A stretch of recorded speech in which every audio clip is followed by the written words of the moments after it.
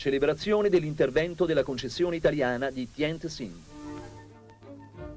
Lasciati in balia perché il governo non si è preoccupato di nessuno, né addirittura nell'estremo oriente, che avevamo a Tientsin addirittura una base della Marina Militare Italiana.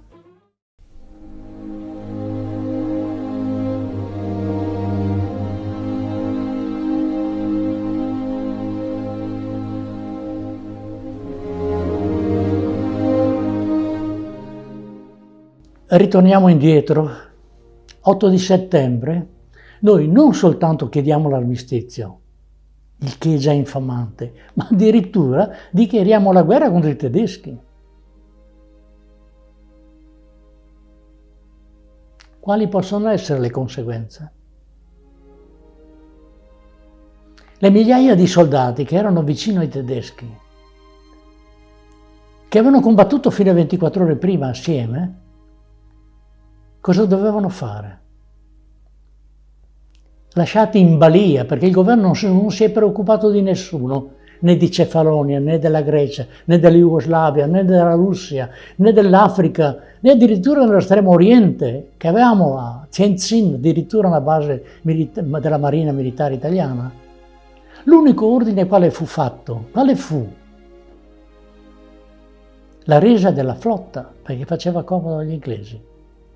Questo è stato l'unico ordine impartito dal re, attraverso Badoglio, di consegnare la flotta, cosa inaudita, perché non esiste flotta che si sia resa così volgarmente, così platealmente come quella italiana.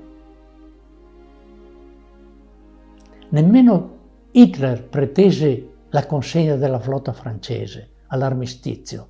Tant'è vero che la flotta francese ebbe la possibilità di rifugiarsi nel porto nordafricano di Mers el-Kebir, dove tra l'altro fu bombardata dalle navi inglesi perché i francesi si erano rifiutati di continuare a combattere assieme agli inglesi.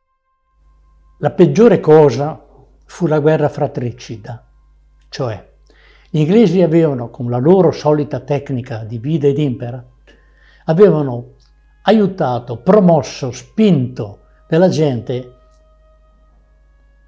a creare un fronte interno. Fu la cosa peggiore che poteva capitare. Perché?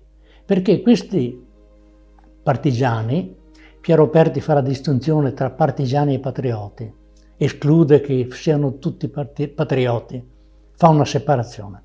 Questi partigiani, quali vantaggi potevano avere dal loro comportamento? Tecnicamente, dal punto di vista militare, nessuno. Eric Morris, inglese storico, dice che non sono serviti a nulla, non solo, addirittura ha considerato la guerra in Italia inutile, spinta e fatta solo per motivi politici, non per motivi militari.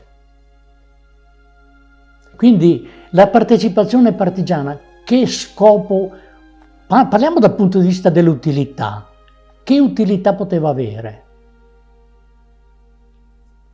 Il fenomeno, secondo Bocca, raggiungeva circa 80-90 mila persone nei momenti di maggiore efficacia, momenti in cui il fronte era in movimento e quindi la gente era convinta che nel breve volgere di tempo gli alleati sarebbero arrivati a occupare tutto il territorio italiano. Che utilità pratica ha avuto se gli inglesi stessi disconoscono questa utilità? Dicono che non è servita a niente. Quindi, se parliamo di onore e parliamo di utilità, che utilità poteva avere? La dichiarazione di guerra di Badoglio metteva nella condizione il territorio italiano di essere considerato un territorio nemico. Non era più un territorio alleato o ex alleato, era un territorio nemico. Ora, tutte le azioni che venivano fatte contro i tedeschi principalmente si riflettevano negativamente nei confronti della popolazione. E purtroppo non si sono fermate queste azioni al 25 aprile, perché noi abbiamo notizie di azioni dannose anche dopo fatte dai partigiani. Abbiamo gli esempi di Schio, dove 54 persone chiuse in prigione senza una motivazione ufficiale, senza una condanna, senza un'accusa, vengono massacrate in una notte. Abbiamo l'esempio di Rovetta e tanti altri. Pedescala, un paese del Veneto, provincia di Vicenza, se la memoria non mi inganna, vide transitare in ritirata le truppe tedesche, le quali chiedevano soltanto di essere lasciate passare indenni. Che cosa serviva? Quale utilità potrebbe aver avuto il colpire delle truppe in ritirata che tentavano di ritornare a casa loro? Da un punto di vista militare, quale vantaggio poteva avere? È successo che alcuni partigiani hanno aggredito questa colonna in transito. Poi sono scappati e hanno lasciato che la popolazione subisse la rappresaglia da parte dei tedeschi. I tedeschi se ne andarono, rientrarono i partigiani, si parla che fossero una trentina di mila persone nella zona. Rientrarono a Pedescala soltanto quando i tedeschi se ne erano andati, sfoderando le bandiere, inni, urli e gridi di gioia e di felicità. La gente che aveva subito non accettò questo trionfo, al punto che molti anni dopo, quando a varie riprese fu tentato di dare la medaglia d'oro a Pedescala per la resistenza, la cittadina di Pedescala ha rifiutato perché loro non riconoscevano a questa cittadina nessun merito partigiano, perché i partigiani non erano di Pedescala, erano venuti da fuori. E hanno rifiutato perlomeno 2 volte di accettare questa medaglia d'oro, perché loro dicevano che loro avevano subito soltanto le conseguenze e basta.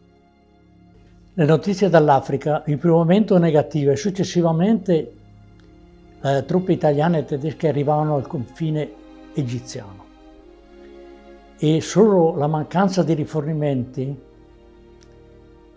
penso ancora atti di sabotaggio, impedirono che le truppe nostre arrivassero effettivamente ad Alessandria. E non dimentichiamo che ad Alessandria erano stati preparati degli atti di compiacimento, di applausi agli italiani che stavano per arrivare. Perché Alessandria d'Egitto avrebbe visto molto più volentieri arrivare gli italiani e i tedeschi che sopportare la presenza degli inglesi. Non bisogna dimenticare che io avevo 20 anni, quindi cresciuto in un determinato ambiente, con orgoglio di essere italiano, che ho messo da parte adesso. Allora sì, avevo veramente l'orgoglio, mi sentivo italiano e mi sentivo rispettato nel mondo. Avevo degli amici che andavano per il mondo e dicevano io sono italiano.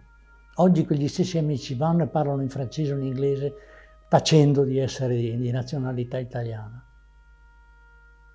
Allora ritorno all'argomento, avevo 20 anni, non potevo altro che procurarmi dolore sentire che le nostre truppe si erano dovute arrendere o ritirare.